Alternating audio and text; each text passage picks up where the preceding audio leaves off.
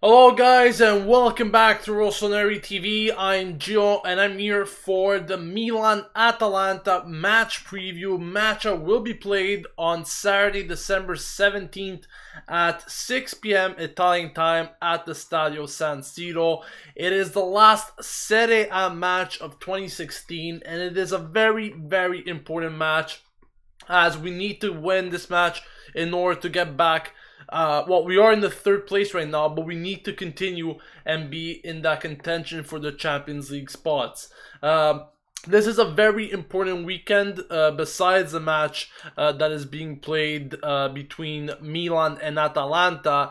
It's a very important weekend because all of the top 8 teams in the Serie A are playing against each other. So we got Juventus against Roma, we got Napoli against Torino, Lazio against Fiorentina, and all these matches include the top 8 teams in the Serie A at this moment. So there will be teams that will be dropping points, and this is a big opportunity for Milan to go the extra step, get the 3 points, and finish this 2016 Serie A on a good note. Of course, there's also the Super Cup match, which will be played next week between Milan and Juventus, but that's a whole different topic. But let's get back to this match, guys. Before I even get started with the match preview, actually, I just wanted to say, of course, happy birthday to AC Milan because it is their 117th birthday today. So if you guys haven't give the birthday wishes just yet to Milan, do so on social media, Facebook, Twitter, Instagram, whatever you use. Do that. And there's also some other good news. I'm finally done my exams. So that means that starting from next week, the transfer dailies and so forth will start. And I'll be commenting on the latest transfer news and all of that jazz. So guys, once again, thank you for tuning in. Also, please like the video if you're enjoying it so far. I find that a lot of times we have a lot of viewers, but we don't get enough likes. So if you can leave a like there and share the video on social media, that would be great. But let's speak about business now. Let's speak about this match. Let's speak about Milan against Atalanta. Now, first of all, of course, I'm still having a bit of flashbacks of that Niang penalty there against Roma, where once again he missed. And, this was once again a big topic on discussion, especially on Twitter throughout the week, as I saw that a lot of people were saying Niang shouldn't be playing anymore, Niang should still be given a chance, but he just shouldn't be taking penalty shots anymore. So lots of different opinions on Niang throughout the week from what I saw. But overall, judging from Montela's comments, he was saying that the performance against Roma was actually a pretty good one, considering the team that we have. Many teams failed horribly against Roma when they came up against them. And with a pretty young, inexperienced, not very strong midfield that we had, we still managed to only concede 1 goal. Even though we didn't get the result that we needed, I think overall was a pretty decent performance besides a few players. But this is obviously a learning process for many of them, especially Locatelli, Pasalic, all guys that's like their first year playing in Milan. So it's definitely a learning process. I'm happy with how the team is going, and who could have definitely said that Milan would have been in this position at the end of 2016. Definitely not me if you ask, but this is something that we need to continue working on. We've been good so far, but we need to continue on this road, and we have a very tough encounter against Atalanta. I think Atalanta is one of the teams that surprised most people so far this season. They're in 6th place currently, and up until a few weeks ago they were just winning game after game. Now they lost 2 in a row against Juventus and Udinese last weekend, but still Atalanta has been a solid team altogether, and I'm expecting another very tough fixture at the San Siro. Atalanta's a strong team, like I said. They won't give any gifts to Milan. So I'm expecting a very tough fixture. Atalanta is a team that has a very good established core, especially with youth players. Of course, with Kessie, they're a very strong player that is wanted by many teams, but they're more than just that.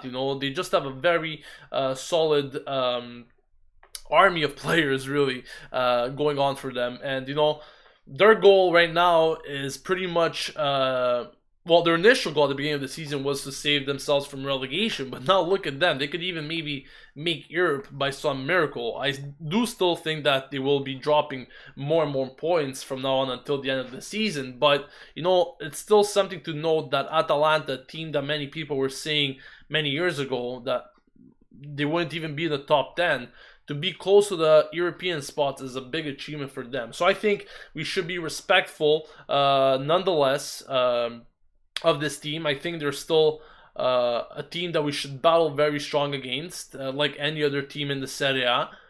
And they have the players to do damage. They have the players, like we have seen all season round, to do damage. And tomorrow it might be a very tough match against them, in my opinion, because I've seen matches from them. They were able to have to hold their own against top teams, strong teams. Yeah, sure, they did lose against Juventus, but I know that they played very good games against other teams. They beat Roma just a few weeks ago. I remember watching that game. And the way that they were playing against Roma, besides the fact that Atalanta was at home, but the way that they were just playing against them was incredible. I just couldn't imagine Atalanta being that good. They were controlling possession for at least 20-25 minutes at the end. They got themselves a penalty shot in the dying moments and they won the match, and I was just so happy about that. But overall, Atalanta has been a big surprise to many Serie A fans, and I think that once again, it's not a team that we could take lightly. I think it's a team that we need to go out all kinds and really fight until the end to get the win tomorrow. And it is very important that we do get the win, like I mentioned before. There's lots of encounters between the top 8 teams in the Serie A this weekend, so it is very important to get the 3 points.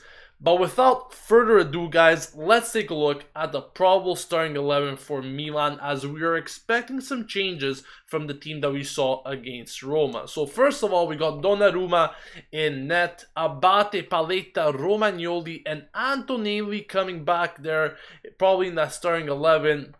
Midfield will be composed of Kučka, Bertolacci, and Pasalic. And up front, we got Suso, Lapadula, and Bonaventura. So, it's a pretty interesting lineup when you ask me. I think that I'm happy with the changes. I'm happy to see, first of all, Antonelli being brought on into that defense because, I always said it that Antonelli deserved a chance once he came back. De Sciglio has not been the player that we've seen him when he performed at the Euros this past summer. A completely different player. Sure, he's been decent at certain games, but still, that inconsistency is still his major problem, and he needs to fix that as soon as possible, because you cannot be a starter for any team in the Serie A and have the inconsistency that De Sciglio has. So hopefully that will change, but I'm very happy to see Antonelli being brought on. Definitely gives a boost to that left side of our team. And, he's just a better player going forward altogether than De Sciglio. That is just my opinion. Then in the midfield, we got a little change up there. Kučka coming back from suspension. He will be playing on the right. Pasalic on the left. He usually played on the right in the past few games. And Bertolacci, guys, will be playing in the middle. Now, many people are probably wondering why Locatelli won't be playing in this game. And to my surprise this week, I was reading some reports, and apparently it said that if Locatelli gets a booking in this game, he will be suspended for the Italian Super Cup against Juventus next Friday. And to me, that is a pretty stupid rule, to be honest. I'm not quite sure where the yellow card came from exactly, or if it came, because I don't think it came from the Serie A. But I'm not quite sure exactly where that rule came up with, but at the same time, if we have to rest him for that specific motive, then I don't see a reason as to why we shouldn't rest him. So Bertolacci will be getting the start in the middle. That's what it seems like, at least. And Locatelli will be rested. Up front, we got Suso and we got Lapadula once again, most probably getting the nod ahead of Bacca, even though Bacca will be participating in this match. He has been called up by Montella and he will be starting from the bench, it seems, and Bonaventura on the left side. Now, the last time Bonaventura and Lapadula played together there in those specific positions was against Empoli when we killed them 4-1, and all of the action was coming in from that left side. Lapadula was getting goals, Suso was being instrumental as usual, and the attack was just flowing very good. Everything was going well for Milan, so hopefully it could be a repeat of that tomorrow night. But I'm very happy to see Bonaventura in that position taking Niang's place. I think Montella is giving a timeout to Niang a bit. I'm not sure if he's all there mentally at the moment after missing those 2 penalty shots. So I think it's a very good approach by Montella to actually replace him with Bonaventura. Bonaventura has been vital so far to Milan this season on a consistent basis.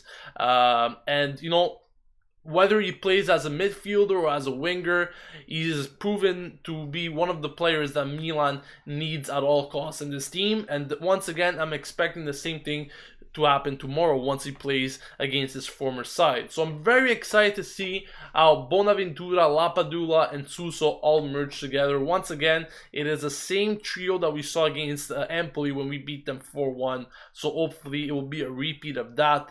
But overall, you know, looking at this lineup, I'm pretty satisfied. I'm happy with it. I think it could get the job done against Atalanta tomorrow. Atalanta, like I said, they have their threats, but you know, being at home, Milan has been very, very good this season at home. Finally, they made once again the San Siro their fortress. They have 6 wins in 8 games at the San Siro this season, only losing 1 game. So that to me are very good statistics that we haven't seen for many years with this Milan. So I'm very happy that we're once again making San Siro our fortress. Atalanta, on the other hand, is not a bad away team. I was looking at the standings before. As an away team, Atalanta is in 4th place for the best away team. So once again, proves to show that Atalanta has been really, really good this season all around. So I'm expecting once again a tough encounter. Hopefully we'll get the job done. We just have to get the job done. But it's time to read your comments. Let me know your thoughts and predictions in the comments section, as I'll be reading your comments for the next few minutes. So let's start off with the knobs. How you doing, Adam? I hope everything is good with you. Bonaventura at left wing. That's where he needs to play. Niang off the bench. If we need. That is a very good observation, I think. Once again, like I mentioned before, Bonaventura has been really good this season. As a midfielder, as a winger, he's been really, really great to see. Yeah, coming off the bench could be a solution, but in my opinion, I think Bonaventura could very well play the majority of this game. I'm not sure if he's going to play the full 90 minutes because, you know, he's just coming back from injury, and I'm not sure if he's fit to play 90 minutes. But overall, you know, it should be he should be playing the majority of the game, and hopefully that will be the case tomorrow. Reading more of your comments, Emilio says Bacca isn't underrated or overrated. He can score, and if we don't feed him the chances, which Milan doesn't, he can't play the system. You know, at the same time, while you say that if we don't feed him the chances, it's funny because we've actually been feeding him a lot of chances at times, and he was just not able to finish those chances. So, you know, once again, Bacca has been getting his chances. Many people are saying he's not getting the support that he needs from the midfield, from the wingers, and so forth. I still think he has been getting the chances many times. He just wasn't able to finish them. So until Lapadula could keep on proving that he deserves to get the starting spot, I don't see a reason as to why Bacca should be starting instead. I think tomorrow, knowing that the fact that Bacca is back in that lineup, well, he's not back in the lineup, but he will be back in the team roster. Just knowing that specific fact will maybe put a little pressure on Lapadula, and he knows he needs to perform well. But maybe we could see back at some point in the second half if Lapadula didn't do good, or if Lapadula maybe gets a double, Montella will give him a chance. You know, these are all scenarios, possible scenarios that could occur tomorrow, but more than likely we'll see Lapadula start, and Bacca will be starting from the bench. Milan Butch says, what do you think of Milan getting rid of Bacca and Luis Adriano and replacing them with Gabriel from Inter? Personally, I don't think that's a possibility, to be honest. And and I don't think Inter will do that kind of trade. But specifically, I don't think that Baca will leave this transfer window, this upcoming transfer window. But there is a possibility of Luis Adriano maybe leaving. I've read reports of him being linked with Genoa this week, so maybe that could be a solution for him. But once again, don't want to speak about any transfer rumors. All of that could be done when the transfer daily starts next week. So leave your questions for next week and focus on this match instead. Laura says, in my opinion, Bertolacci will shine under Montella. What do you think? I think that Bertolacci, he didn't have a bad game against Roma. It was his first game back after a long time. He played a decent match. I was just looking at the scores that many newspapers and internet outlets were giving Bertolacci for that match against Roma. I was looking at that yesterday, and they were all giving him a 6, which is a pretty decent score, if you ask me, Definitely his presence wasn't felt. Like I said, he had a decent match, but maybe if he continues like this, he could be the alternative to Locatelli. Because this is the first time we're going to be seeing Bertolacci playing in the middle this season to replace Locatelli. And, I was just about to say in this match preview, and also I was going to mention this next week, one of our transfer targets should be a replacement for Locatelli. Because what will happen if Locatelli, knock on wood, gets injured? Who's going to replace him? Bertolacci could very well be that player that could replace him if he continues to do well. So I think this is another chance that has been given by Montella, and if he could shine under Montella, then why not? Maybe he won't be a starter. Locatelli is going to be the preferred center mid, but he's definitely going to be a very good, solid replacement in case that they need to replace Locatelli at certain moments. Blake Productions, how are you doing, man? He says, hi, Gio. Tomorrow won't be easy, but we need a win to keep the morale up for the Super Cup final. Fully agree on that.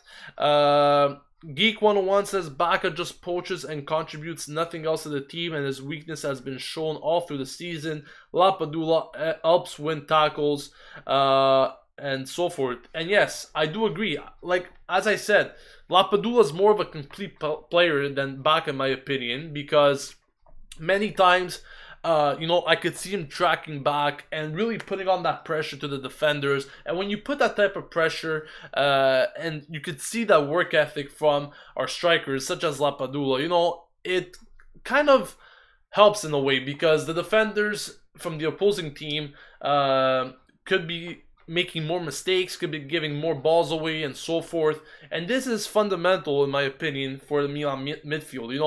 Milan's midfield is not the best midfield out there that can recover balls every 2 seconds. So the more pressure you put on those defenders, the more pressure you put on the midfielders, the more balls they're going to lose, and we're going to regain possession way faster like that. And I think that Lapadula is doing a very good job in that regard. So these are definitely little details that I see between Lapadula and Baca. Like you mentioned, Geek 101, I exactly see what you're saying.